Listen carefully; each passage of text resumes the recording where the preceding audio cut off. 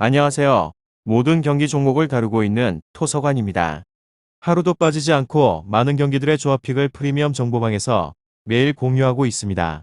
참여를 원하시는 분들은 영상 하단 댓글 보시면 오픈 채팅 링크 있으니 문의 주시길 바라며 구독과 좋아요 한 번씩 부탁드리겠습니다. 그럼 이번 경기 정보 시작하겠습니다. 세네갈 카보베르데 축구와 관련하여서 세네갈은 B조 1위로 16강에 올라왔으며 카보베르데는 A조 3위로 올라와서 세네갈을 만납니다. 세네갈은 예선 3경기에서 단 한 골도 실점하지 않으며 16강에 진출을 하였고 대회 전반에도 코로나 확진자가 많았기에 고전이 예상됐는데 쿨리발리와 디알루사르 등 이번 대회 최강 수비진이 상대방의 공격적인 시도를 모두 막아냈습니다.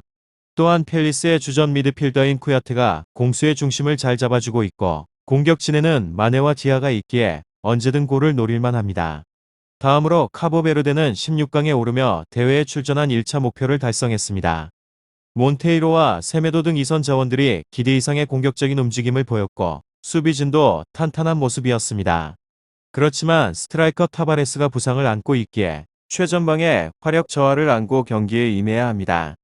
세네갈, 카보베르데 이 두 곳에 있어서 세네갈의 승리를 보고 있는데 카보베르데도 로페스와 스토피라 등 수비 라인이 안정적인 모습을 보이며 경기를 풀어가고 있지만 게에와 쿠야테의 파페사르가 코로나에서 돌아온 세네갈이 중원의 우위를 잡으며 경기를 풀어갈 것 같습니다. 중앙에서의 수비에 비해서 측면이 다소 약한 원정팀을 상대로 하여서 마네와 디엥이 돌파로 찬스를 만들 세네갈이 승리를 하고 8강으로 갈 것 같습니다. 다음으로 세네갈 피파 랭킹은 20위입니다. 대회를 앞두고 코로나의 직격탄을 맞아버린 곳으로 하지만 토너먼트 진출에는 성공을 하였고 상대도 객관적 전력이 많이 떨어지는 상태입니다. 체급 차이는 제법 나긴 하지만 조별리그의 행적을 되돌아보면 압도적인 승리는 힘이 들고 빈공에 시달리고 있습니다. 마네라는 유럽 B클럽 공격수는 있지만 뾰족한 해법은 되지 않고 있습니다. 1득점에 그친 수치도 문제지만 그 1득점도 페널티킥이라는 것이 더 큰 문제입니다. 오픈 플레이에서 기회를 전혀 만들고 있지 못하다는 것으로 완전체가 되려면 8강까지 기다려야 합니다. 이번 경기에 있어서도 다득점에 대한 결과는 힘들 전망입니다. 이곳은 수비력이 뛰어나는 곳으로 이런 공격력으로 16강에 오른 것은 수비 공헌도 매우 컸습니다. 참가한 팀들 중에서 점유율 수치가 가장 높으며 중원에서부터 높은 점유율을 바탕으로 수비 상황을 거의 만들지 않습니다.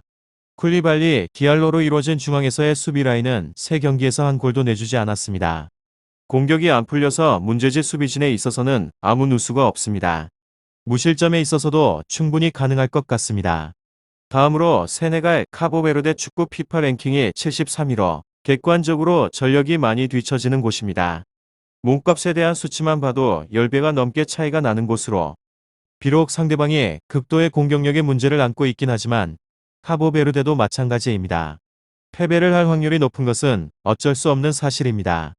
이곳은 선수비 후 역습의 팀 컬러를 가지고 있는 곳으로 빈공의 세네갈을 상대로 하여서 대량 실점을 내주지는 않을 것입니다.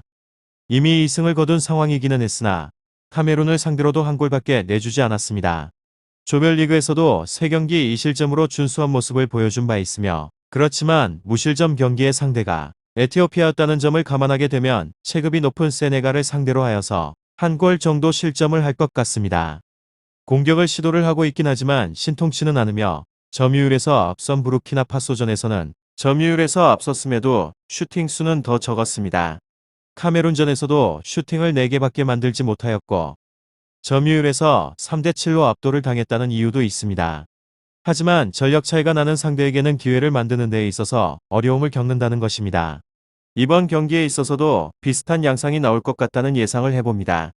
다음으로 세네갈 카보베르데 조별리그에서 1득점에 그친 곳으로 아이러니하게 1위로 조별리그를 통과를 하였습니다. 세네갈의 스쿼드를 생각하게 된다면 결코 만족스러운 결과는 아닙니다. 16강 상대에 비해서 전력이 좋은 곳으로 단순하게 몸값을 비교하게 되면 15배가량의 차이를 보이기도 합니다. 승리에 가까운 점은 부정을 할 수 없는데 조별리그에서 보여준 활약을 생각하게 된다면 결코 쉽지 않은 일정이 될 것 같습니다.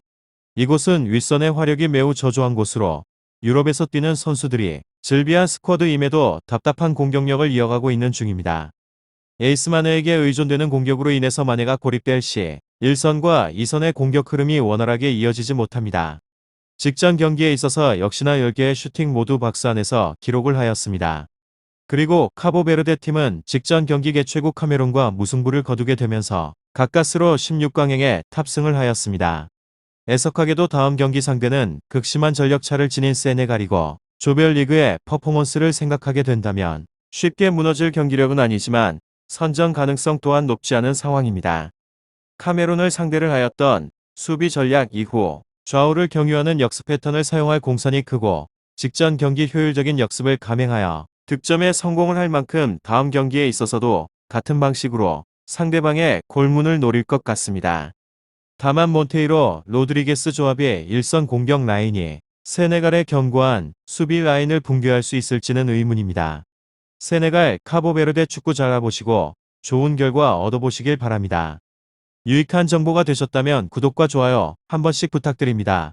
그리고 최종 조합과 정답치는 항상 프리미엄 정보방에서 항상 공유하고 있으니 참고해 주시고 이번 영상 마무리하겠습니다.